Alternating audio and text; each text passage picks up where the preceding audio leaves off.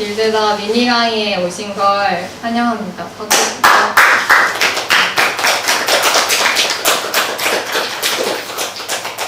네, 다들 아시는 얼굴들이어서 저희가 저번 여름에 이번 여름에 2박 3일의 인문학 캠프를 진행했었죠.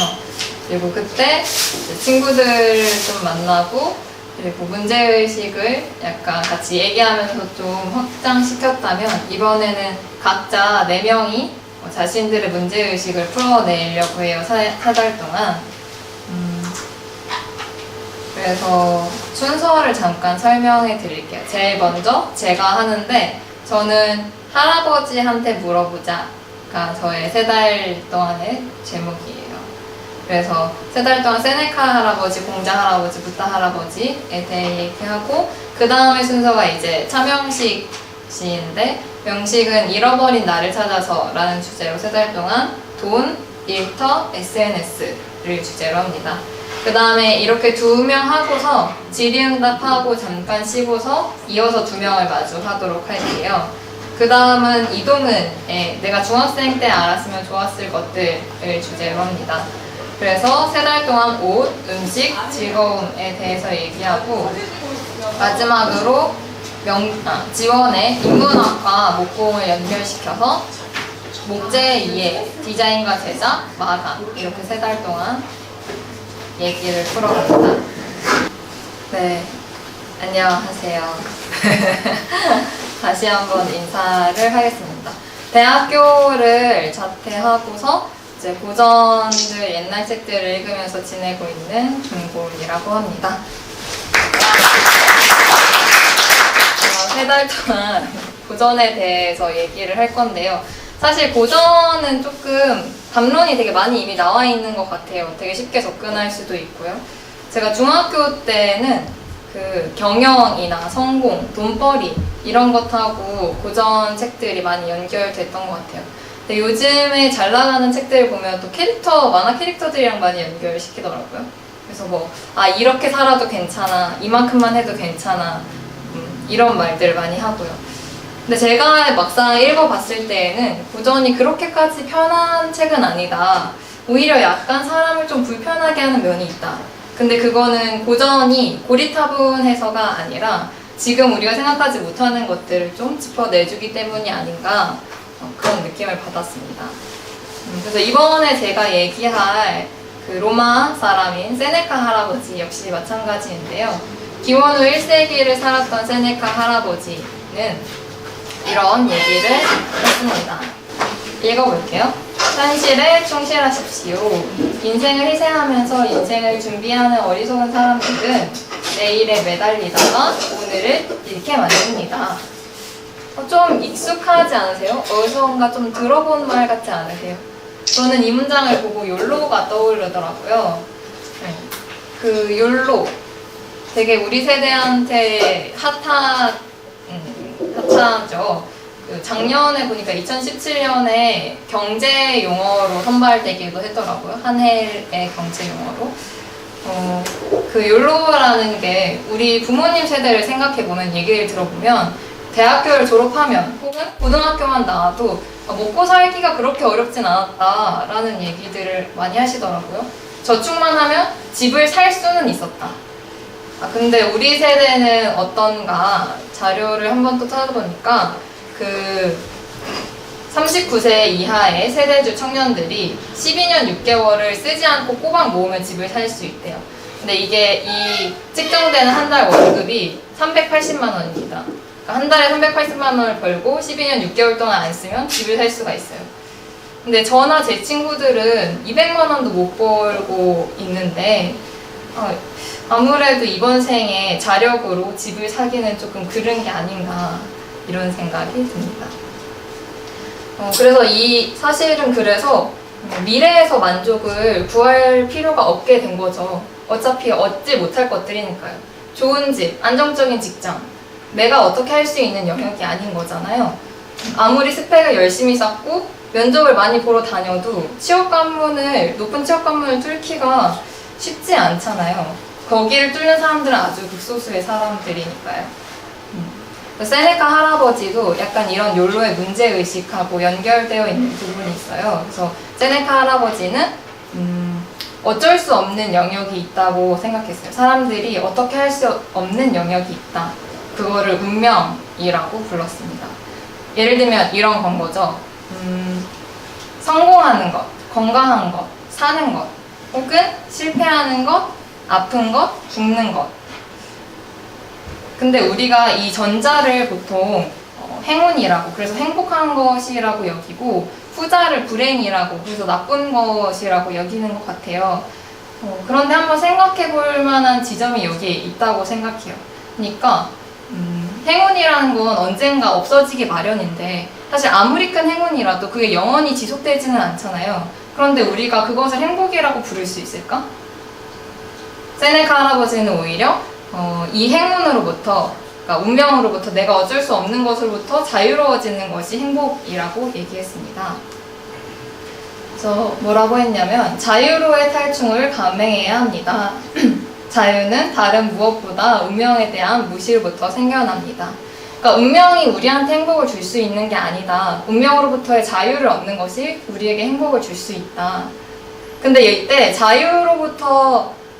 자유로의 탈출, 그러니까 운명을 무시한다는 것이 아무것도 하지 말고 있어라, 모든 것에 손을 놓고 있어라 라고 얘기하는 건 아니에요. 네. 그러니까 운명은 내가 어찌할 수 있는 일이 아니니까 굳이 그것에 얽매여 있을 필요가 없다 라고 얘기를 하는 거죠. 오히려 세네카에게 자유로운 삶, 행복한 삶이란 자기 삶의 주인이 되는 것이었어요. 그러니까 자기가 자기 삶의 주인으로 살아가는 것이요. 이게 무슨 얘기일까? 조금 더 얘기를 한번 해보도록 할게요. 지금 일단 오늘날의 욜로를 생각해 볼게요. 상사의 지시나 부모님의 잔소리나 혹은 사회의 어떤 굴레로부터 자유로워져서 나만의 삶의 개척을 해나가고 있는 것처럼 보이죠. 근데 정말 그럴까? 욜로의 삶이 정말 자신으로부터 나오는 것일까? 아까 얘기했던 이제 욜로, 보통 욜로의 삶을 생각해보면 우리가 맛있는 음식을 먹으러 가고, 저축을 하는 대신 맛있는 음식을 먹으러 가고, 집을 사려고 뭔가 노력을 하는 대신에 여행을 다니고, 이런 삶에 익숙한 것 같아요. 그런데 여행을 한번 생각을 해볼게요. 여행은 우리 보통 여행을 가기 전이 제일 신난다라는 얘기들을 많이 하잖아요. 여행에 다녀오면 내가 여행지에서 쓴 돈을 생각하면서 이 돈 다시 벌어야 되는데, 혹은 이 돈을 어떻게 하지? 너무 약간은 아까웠다, 이런 생각을 하게 되잖아요. 근데 여행뿐만이 아니죠. 사실은 뭐 맛있는 음식을 먹으러 간다거나 굿즈를 사는 것 역시 마찬가지인 것 같습니다. 뭔가 내가 어떤 것에 돈을 탕진하고서 이 텅 빈 통장을 보면서 당황함을 느끼는 것, 누구나 한 번쯤은 겪어본 일이 아닌가 싶습니다. 그러니까 어떻게 보면 욜로가 돈으로부터 자유롭지 못하다는 측면이 분명히 있는 거죠. 그런데 사람이 어찌할 수 없는 부분이 꼭 직장이라거나 안정적인 직장이라거나 집이라거나 만 있는 건 아니잖아요. 돈 또한 사실은 사람이 어쩔 수 없는 부분인 건 거죠. 그러니까 오늘날의 욜로는 자신들이 어찌할 수 없는 약간 운명에 또 부딪히게 된 것 같습니다. 그리고 또 욜로 라이프 스타일이 사실 약간은 제한적이다, 패턴화되어 있다라는 느낌을 저는 받는 것 같아요.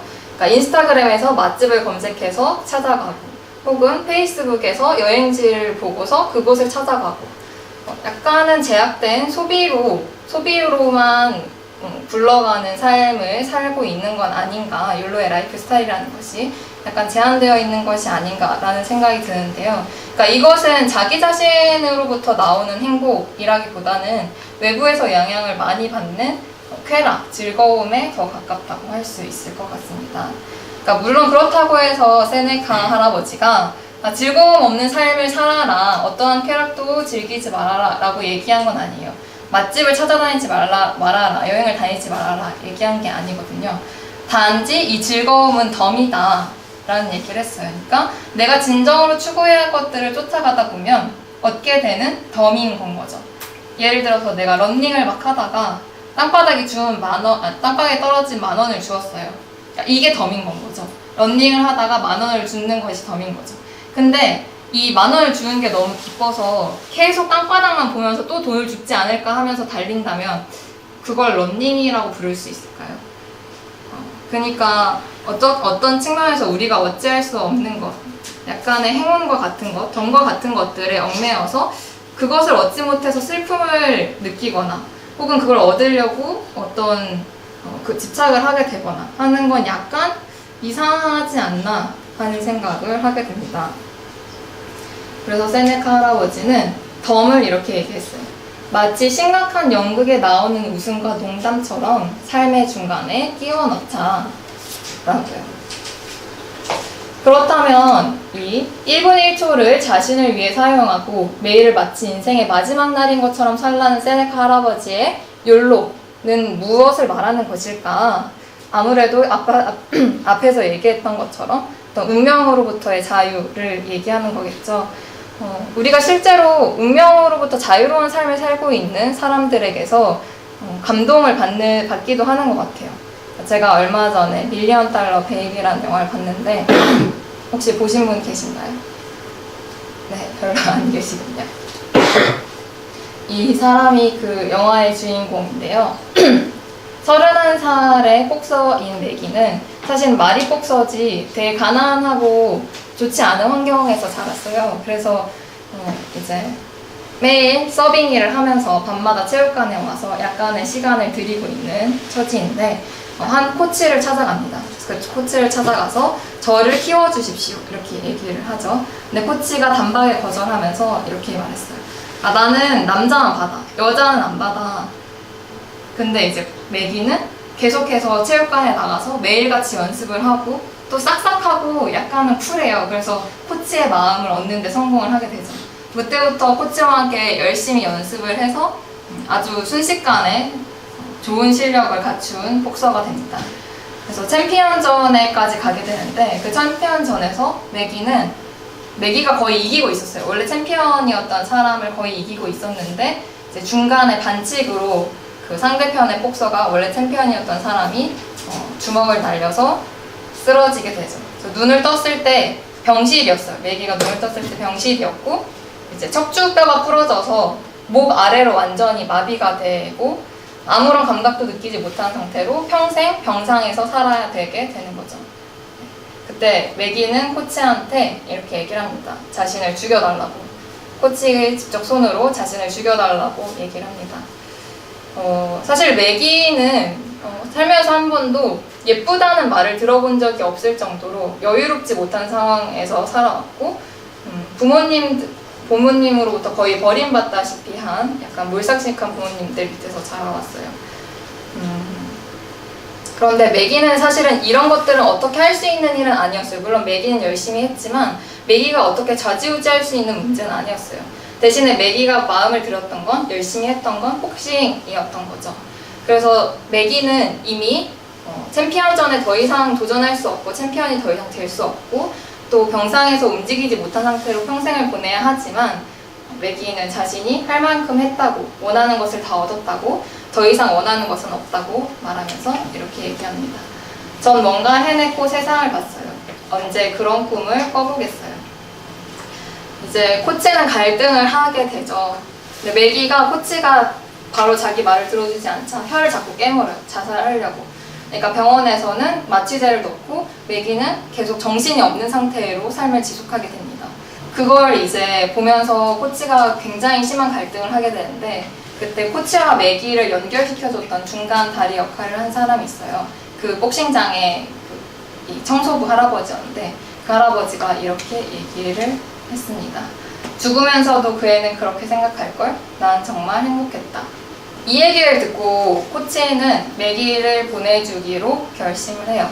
그래서 매기는 코치의 손으로 행복하게 죽음을 맞이하게 되는 거죠. 사실은 우리가 죽음을 불행한 것이라고 생각하기 쉬운 것 같아요. 그렇지만 죽음은 어떻게 할 수 있는 건 아니잖아요, 인간이. 언젠가 누구든 죽게 되어 있고 사실은 피할 수 없는 문제이고 피하는 이 시간을 얼마만큼 길게 두느냐가 문제의 관건은 아니다 라고 세네카 할아버지는 얘기합니다.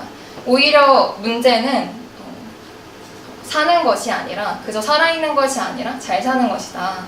어떤 죽음은 그저 살아있는 것보다 훨씬 가치가 있다라는 얘기를 하죠. 세네카는 매기를 보고 욜로라고 했을지도 모르겠다는 생각을 저는 했어요. 매기는 사실은 저체중으로 태어났고 살아나기 위해서 굉장히 큰 싸움을 거쳐야 했다고 해요. 사는 것 자체가, 이미 살아나는 것 자체가 힘들었던. 그리고 매기는 죽으면서 자기는 그렇게 죽겠다고 얘기합니다. 죽는 순간에서도. 그러니까 매기한테 살면 정말로 두 번 오지 않는 것인 거죠. 생전 앞에, 그래서 매기는 생전에 운명 앞에 무릎을 꿇지 않았고 죽는 순간에까지도 운명과 맞서 싸웠습니다. 저는 욜로의 문제의식이 분명히 생각해 볼 만한 것이라고 생각해요. 그러니까 당장 눈앞에 있는 현실이 아니라 저 먼 미래를 보면서 시간을 낭비하는 건 좀 이상하지 않나? 근데 정말로 오늘날 사는 것도 쉽지는 않다는 생각을 했어요. 세네카의 말을 들으면서. 오히려 운명의 굴레를 벗어나는 것이 아주 힘들 수도 있겠다. 잘 사는 것이 정말로 힘들 수도 있겠다. 오늘을 사는 것이. 제가 예를 조금 거창하게 든 건 아닐지 모르겠습니다. 매기의 죽음에 관한 얘기가 조금 거창하게 느껴지실지도 모르겠어요. 근데 사실은 약간 확실하게 알 수 있었죠. 매기가 어떻게 살았는지, 매기한테 한 번뿐인 삶의 의미가 무엇인지, 욜로가 무엇인지. 저는 각자한테 한 번뿐인 삶, 욜로가 무엇인지 한번 생각해보는 시간이 되었으면 좋겠다고 생각합니다. 감사합니다.